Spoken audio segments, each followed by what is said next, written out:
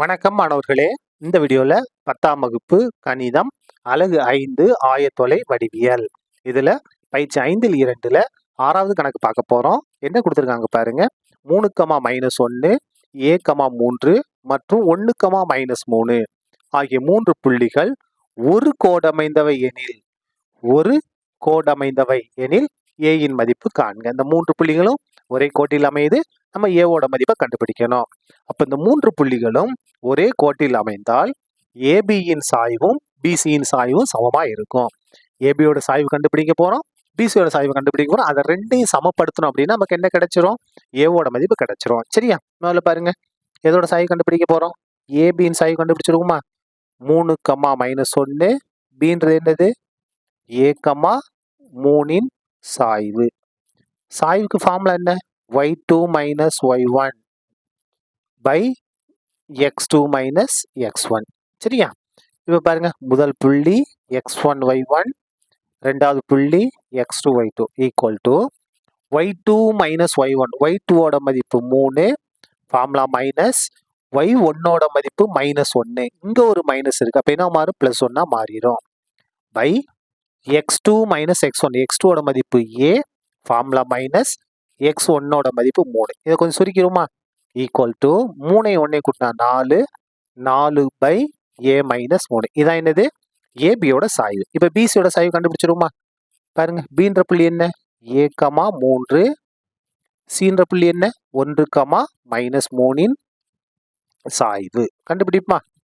பாருங்க, சாய்வு equal to முதல் புள்ளி x1 y1, ரெண்டாவது புள்ளி x2 y2. பாருங்க, y2 - y1, y2 ஓட மதிப்பு இங்க -3, ஃபார்முலால இருக்கிற மைனஸ், y1 ஓட மதிப்பு என்னது? 3 பை x2 - x1. x2 ஓட மதிப்பு 1, ஃபார்முலா மைனஸ், x1 ஓட மதிப்பு a. சரியா? ஈக்குவல் டு இந்த இடத்துல பாருங்க, ரெண்டும் ஒரே குறி, கூட்டி அதே குறியை போடணும் இல்லையா? அப்ப -3 -3 6. என்ன 6? -6 பை 1 - a. இது பிசியோட சாய்வு.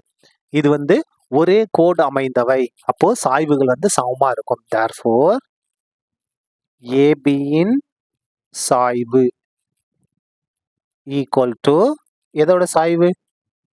பிசியின் சாய்வு. ரெண்டு எப்படி இருக்கும்? சமமாக இருக்கும். சரியா? பாருங்க, ஏபியோட சாய்வு இங்க கண்டுபிடிச்சிருக்கோம். என்ன கண்டுபிடிச்சிருக்கோம்? 4 பை a - 3. பிசியோட சாய்வு இங்க கண்டுபிடிச்சிருக்கோம். பாருங்க, -6 பை 1 - a. இப்ப பாருங்க, ரெண்டு சமம் எடுத்துக்கிட்டு ஏவோட மதிப்பு கண்டுபிடிக்க போறோம். இப்ப பாருங்க, இந்த 1 - a வகுத்துல இருக்கு, அங்க பெருக்கலா இருக்கும். ஏற்கனவே 4 இருக்கு, 1 - a இங்க பெருக்கலா மாறிடுச்சு. இங்க -6 இருக்கு, a -3 இங்க பெருக்கலா மாறிடுச்சு. சுருக்கிடுவோமா?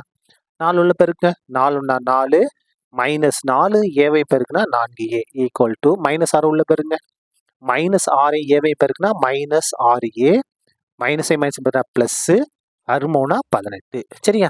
இப்ப பாருங்க, ஏ இருக்க உறுப்புலாம் ஒரு பக்கம், மாறிலி ஒரு பக்கம் கொண்டு போயிடலாம். இந்த இடத்துல இந்த -4a அப்படி இருக்கட்டும், இது -6a, இடது கொண்டு தான் +6a மாறும்.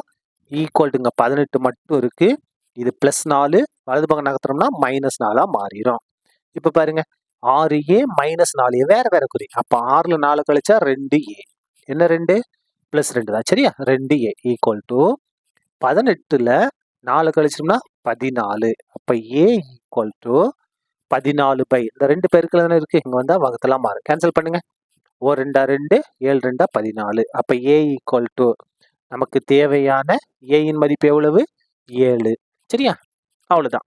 இந்த கணக்கு முடிந்தது. நன்றி.